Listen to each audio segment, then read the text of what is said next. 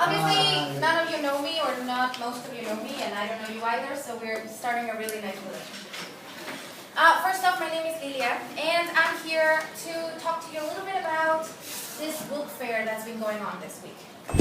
Technically speaking, I was supposed to read something for you, a poem or a story or something like that. Lots of things were suggested, but instead of going for reading something, I decided that you were too old to listen to a little story, so we're doing a TED Talk-like talk right now. So I'm going to be talking to you about what reading has actually given me, okay?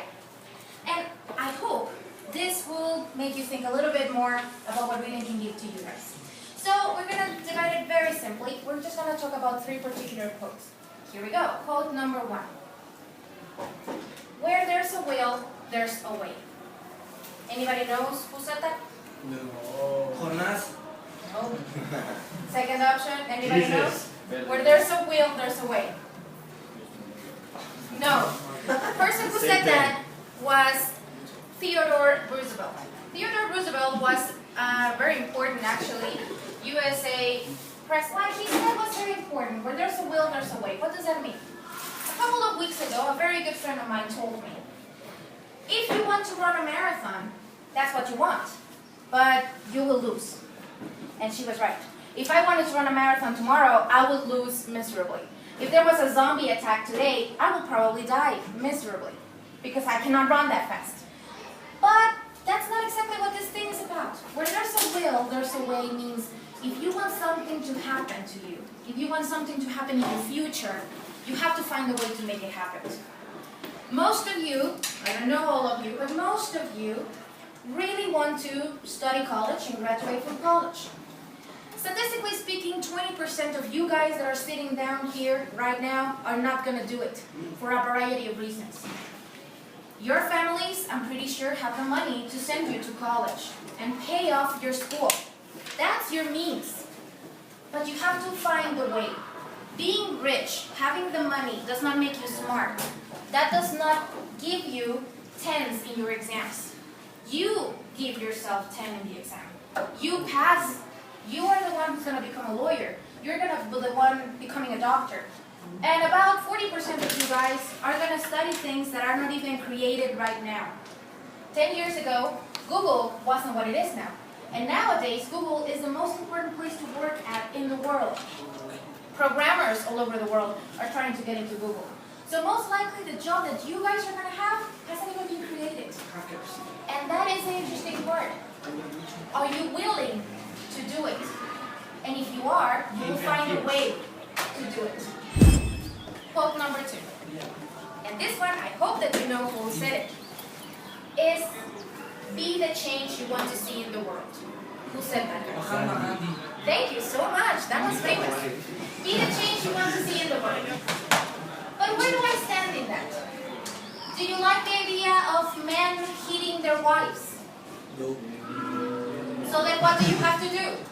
Don't hit your wife. Do you like the idea of having a clean Mexico City? No. Thank you. Then what do you have to do if you do want a clean Mexico City? Clean. Make sure that whatever you do is to do that change. You want bullying in your school? You want bullying in your house? Yes and no. I have a variety of answers. That's okay. Most people don't like the idea of bullying whenever it's not happening to them or whenever it's not happening to a loved one. So this goes to bullying. If you do not want bullying to happen, then don't do it. But most important than that, if you see it happening, stop it. Do something about it. Make sure that you are going to create the world that you want to live in. Be respectful and do not complain. It's very easy to complain. That's the easiest thing to do. The world loves complaining. We're always expecting, let the government fix it. Let my teacher fix it. Let my mom clean it for me. But that is only going to last a couple of hours. That is going to happen a couple of years. After that, you are going to be daddy. You're going to be grandpa. You are going to be the one taking care of a lot of little people and a lot of people in the long run. So be the change you want to see in the world. Third, and almost last quote. It's a little bit longer, so pay attention to it. Either do something worth writing or write something worth reading. Who said that? Nope. Anybody else? No.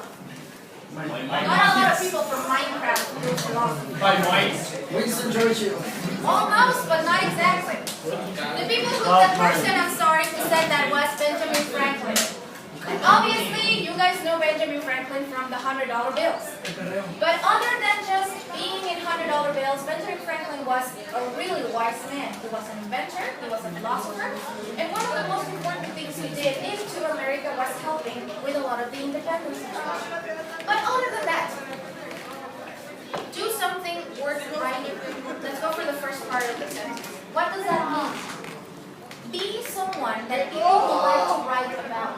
Right now, you're about to finish. You're about to graduate. You're about to go into bigger leagues. So your story is basically starting. But eventually, in a couple of years, you might have a little one coming to you and telling you, they asked me at school to write about my hero, and I wanted to write about you, Dad. Eventually, in a couple of years, you will have kids on your own. You will have cousins, and probably have grandkids in a couple of more years. Make sure that these people will be proud to say, that man is my husband, that man is my father, that man is my grandfather, and most importantly, have them be proud of saying, that man is my inspiration. Do something worth writing for means that. Make a difference. Be someone that people would like to write about. And the second part says, or write something worth reading. And it goes into this other part. If you have the talent to write something, and if you're willing to do it, go ahead, write it. We all have a different kind of story in our lives. We all have different stories, different things that happen to us. And a lot of people can be interested in reading them. So then go ahead, write it down. There's tons of blogs out there that you can put your story out, and a lot of people around the world can read it. If you have the imagination, if you have the will, if you have the drive, tell a story. Because these authors make a difference. They make our days. They make us imagine of different lands. They make us imagine what would it be if I could have superpowers. What if I could make magic? Or what if I had this very tragic story? Usually, these authors give us light and give us another perspective of life. And I'm going to give you an example of this one. Have you ever heard of Stephen Hawking or Albert Einstein? Good. Have you heard of William Slices? No. William Slices? Who said yes? Albert Einstein and Stephen Hawking are famous because they are smart. They were very smart people. In the rank of the 10 smartest people in history of humanity, Stephen Hawking is number 10 and Albert Einstein is number 9. They are about 160 points of IQ, which again is a lot more than most of us. Not saying all, but most of us. We know about them, you know why? Because they wrote their ideas down. They communicated their ideas, and that's how we know that they were so smart. This guy that I mentioned to you earlier, William Slices, his IQ was about 325. This man was the genius amongst genius. And we don't know anything about this guy because he didn't want to talk about it. He didn't want to write. He didn't want to share his wisdom or his ideas with the world. If he would have, we would definitely have a different kind of world. So do not ever be tamed into what you can do and what you can give humanity because you don't know your potential until you're actually out there and you do something. Just being quiet. Speak up. There might be a lot of people out there who shares your ideas. So share them. And my last quote, just like the little extra, it's from a man that I personally admire the most. That's the man that I admire the most. I really look up to him most of my days. And it goes like this. Stay hungry, stay foolish. That is the last thing I've got to tell you today because I think it's the most important one. Stay hungry, stay foolish. Do you know what that means?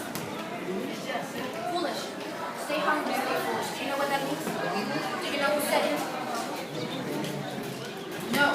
Then look for it. Google it. Look for it in a book. Because I assure you, this kind of information can really change your life. So then again, just open a book, open your Wikipedia, but the most important thing is expand your minds. Books, reading, and writing expand your minds. So don't be just content with what you can learn from them. Do more. Have something for yourself. The future, it's in your hands. Congratulations on the fact that you guys are graduating in a little while, and thank you so much for listening.